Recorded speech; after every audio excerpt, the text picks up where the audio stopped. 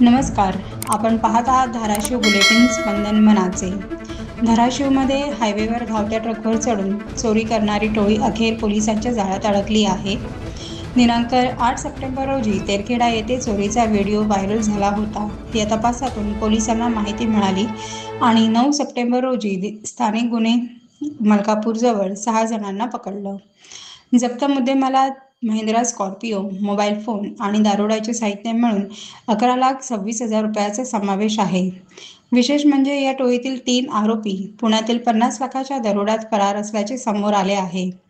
ही कारवाई माननीय पोलीस अधीक्षक शफकत आमना यांच्या मार्गदर्शनाखाली पोलीस निरीक्षक विनोद इजप्पार व त्यांच्या पथकाने केली. काल धाराशिवमध्ये एक व्हिडिओ व्हायरल झाली होती. त्याच्यात ट्रकवर चढून काही मुलं चोरी करताना दिसत होते.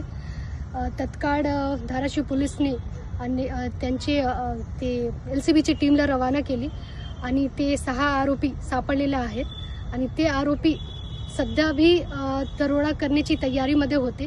एका गाडीमध्ये बसून झोपले होते आणि त्यावरून त्यांनी तात्काळ त्याला सापडले आणि त्यांची अटकची कारवाई करणार आहेत आणि पुढच्या कायदेशीर कारवाई करणार आहेत आणि त्यांच्याकडून काय काय रिकव्हरी होतात, काय काय गुन्हा केले आहेत त्यांनी, हे पण त्यांनी कबूल करत आहे आणि ते देत आहेत. तर हे LCBची पथकची आणि धाराशिव पोलीसची मोठी कारवाई होती.